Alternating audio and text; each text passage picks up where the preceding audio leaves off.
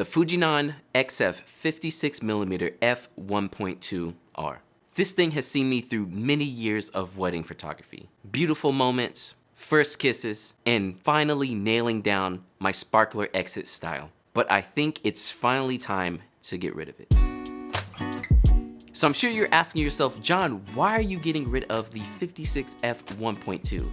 It's probably hands down one of Fujifilm's most favorite lenses. But I do have to personally tell you that I think I'm swapping it out for another lens that I have recently fallen in love with. And that would be the 50 f1. Ugh, such a good lens. Let's talk about the reasons why I'm gonna be getting rid of my 56 in place for the 50 f1. Also, shout out to KEH Camera for sponsoring this video and also helping me sell off my gear.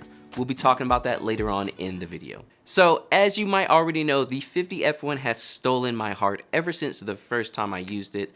This lens is absolutely amazing and just, it comes through at every single wedding I use it at. The only thing I can't stand about the 50 f1 is its weight, but with all that glass, what can you expect? Which goes into my first reason why I'm getting rid of the 56 is the 50 f1 brings in so much more light. As a wedding photographer, I tend to find myself in darker situations, and while I do use flash and off-camera flash to offset that, having that f1 aperture is absolutely amazing. If you've watched some of my full wedding day videos, which you can check out up above, you've seen that the 50 f1 is my go-to for speech time during the wedding. This way I can stand at a nice distance, but also with the f1 aperture, I let in all the light in the room, and I can keep my ISOs low still for nice, beautiful photos. Next up is the autofocus on the 50 f1 is just faster. It's more accurate and faster than the 56. The 56 had a hard time sometimes when people were procession in for the wedding, or I was trying to get photos on the dance floor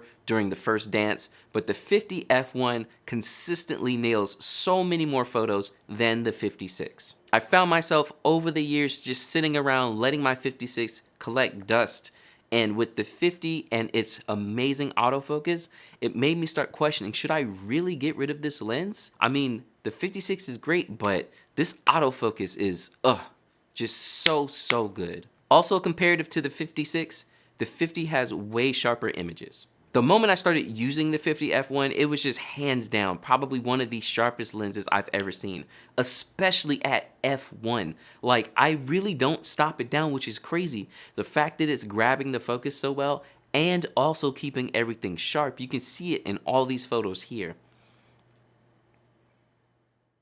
Also, if you never had a chance to, definitely check out my 56 versus the 50 video, which you can check out right up above. I put it through its paces on the same poses, and really, the lenses are absolutely amazing, but it's all the small things that you don't get to see during a wedding day that is really making me switch over to the 50. And one of the biggest things that's making me change over from the 56 to the 50 is the creamier backgrounds. Obviously, with f1 versus f1.2, it's very minimal, but there's something about the look to the 50 that I just absolutely love. Every time I have used the 50, it just was so good to me. The backgrounds look great, the foreground is sharp, it nails the focus super quick, and it just got to the point where the only thing the 56 had going for it was the fact that it was lighter, which is what made me start to look into selling the 56. Now, I'm at a point in my life where I have a little bit of debt I need to get rid of, and I have a bunch of gear. I have 4 cameras and almost 10 lenses. And I got to a point where I was like, why do I have so much gear? So at the start of this year, it was very much one of those, let's go ahead and get rid of things that we don't absolutely need.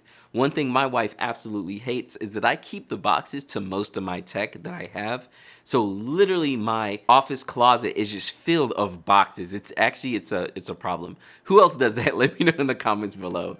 But because of cleaning out some stuff, I wanted to go ahead and reach out to KEH Camera, this video sponsor, to see about selling my gear to them. If you're not familiar with KEH Camera, they're an absolutely amazing place to buy new and used gear. And as a wedding photographer buying so much used gear, having a place that you can absolutely trust with extremely awesome quality used products is a must, because buying all your stuff new is great, but honestly, we need to save a little bit of our money at some point. So I reached out to KEH Camera to do a sale consultation, and pretty much it was very straightforward. Honestly, I was surprised. This was my first time ever selling through KEH, but it was absolutely awesome. I hopped on a Zoom call with one of their reps.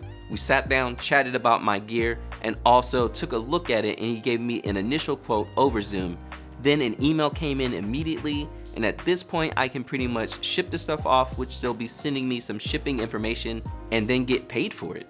Like, how awesome is that? I just can't stand using other services where it's like all this stuff you have to go through, and then there's possible scams. Like, being able to just hop on and sell so quickly is absolutely amazing. On top of used gear as well, you can also buy new gear too. So really, you can fill out your whole kit with KEH camera. And they take the time to look at all the used gear and make sure it's working properly as well, and then grade all the gear also based on its condition. So definitely make sure to check out the link in the description below. If you're buying and or selling to KEH camera, you can use the code JBIV1 and get yourself a 5% bonus on anything you're doing with KEH camera. Really, I've been mind blown at the process. It was really cool. About to see if I have anything else I can sell. I actually have a gimbal I need to get rid of. I wonder if they'll take a gimbal. So let me know in the comments below what you think about the 56 versus the 50.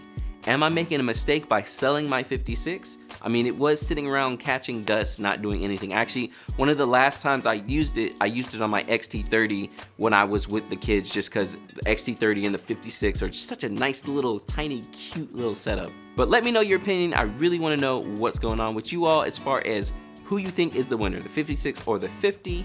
And don't forget to check out some of these videos as well on your way out, and I'll catch you in the next one.